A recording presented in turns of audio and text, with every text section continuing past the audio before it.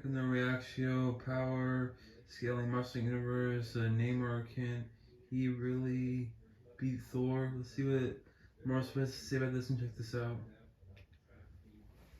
The inclusion of Namor the Submariner into the MCU has been one of the most worthwhile and captivating character introductions in the last several months or even years, with the Empire of Talocan making its grand debut alongside its king and god. Throughout the course of filming, and even within the project itself, several claims were made as to the magnitude of Namor's strength and the fullest extent of his capabilities, with some going as far as to claim that he could contend with and even outclass some of Marvel's strongest powerhouses. So, stick with us today, watchers of the Marvel Multiverse, and let's discuss some of Namor's most formidable feats of strength, speed, and durability in order to assess these claims and see if he truly can stand up to some of Marvel's finest. Spoilers ahead for Wakanda Forever as we power scale Namor.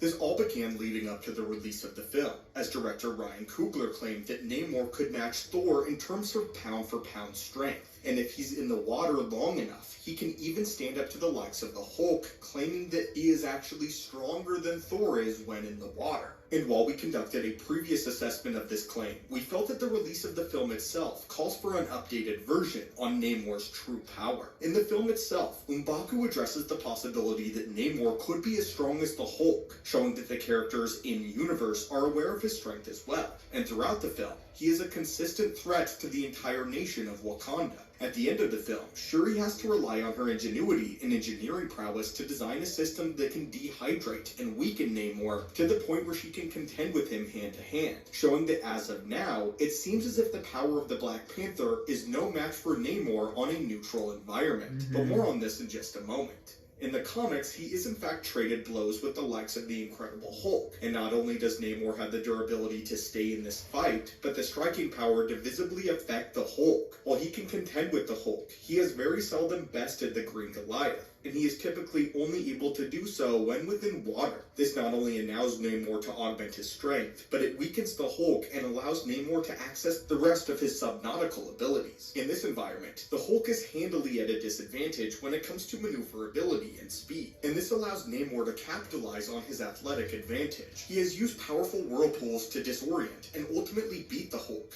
but this isn't a direct measure of capabilities of his brute strength. On land, however, he has traded blows with Hercules, who is widely regarded to be a close equal to Thor, and in the MCU, he is being positioned as a direct threat to the God of Thunder, indicating that he is able to contend with the God of Thunder himself. Perhaps where Namor shines, though, is in his ability to take blows from incredibly powerful individuals and continue to fight regardless. In the MCU, this is prevalent throughout the course of Wakanda Forever. In the aforementioned final conflict between himself and the Black Panther, Shuri has to design a dehydration chamber in order to even stand a chance, getting him away from the water and severely weakening him, leading into their final conflict. It's important to mention, though, that even in the midst of his dehydration and inability to fight at the fullest extent of his capabilities, he was able to severely wound Shuri and could have feasibly won this battle. Even in his weakened state, he could have very easily killed Shuri had he decided to, but instead he felt the necessity to return to the water, and this allowed Shuri to rise up and continue the fight. If he is able to nearly best her at this weakened state, then what might he be capable of in his home domain that we haven't seen him showcase just yet, as Namor largely fights out of the water in Wakanda Forever. In the comics, Namor's durability is increasingly prevalent. We mentioned before that he was able to stand up to the likes of the Hulk and Hercules, but this entails being able to take strikes from each of these two powerhouses without submitting. These incredibly powerful heroes, however, are not the only individuals with whom he has done battle and handily survived. Namor has taken powerful blasts from both the Sentry as well as even Captain Marvel, as well as survived optic blasts from Cyclops and lived to tell the tale.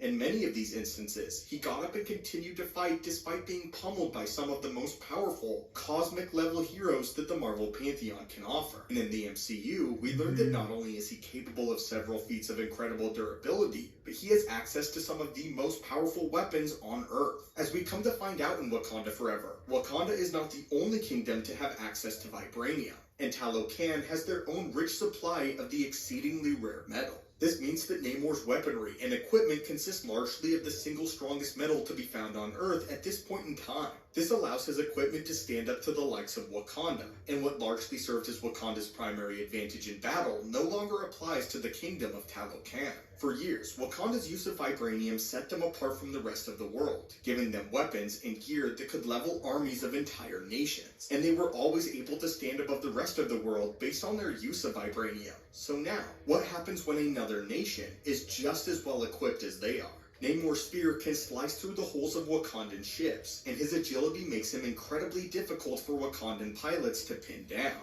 During the Wakandan siege, he was able to outmaneuver some of Wakanda's finest weapons and ground several ships throughout the course of the war, causing more damage to the most powerful army in the world than anyone up until this point had been able to. If this one individual can stand up to the most technologically advanced nation on Earth and come out on top, then it is not unreasonable to believe that some of these comic feats might make their leap onto the big screen. As of now, we do not have a firm upper limit of Namor's strength, just his lower levels, especially since we've only seen him in this very weakened state using his full effort in battle, as he wasn't even really trying to win any engagement until the very end. While we aren't necessarily saying that this automatically means that he can stand up to the likes of Hulk or Thor outright, as many are saying that he could, it wouldn't be a surprise to find out that he can hold his own for a considerable duration of time, especially when only talking about Thor's strength, even if he doesn't ultimately come out on top in either of these encounters. And the simple answer that as of now, we simply need more information about the MCU Namor. But anyway, my friends, what do you think of this claim? Do you think that the MCU version of Namor can contend with the Hulk or even Thor? Do you think he has a pound-for-pound advantage over either of them? And do you think he could beat either of them in a real fight? And do you think we will find out? As always, my friends, if you want to learn more about the Marvel Cinematic Universe day by day as we keep you updated on all things comics and Marvel, be sure to reach out and smash that subscribe button. Until next time, my friends, have a great day.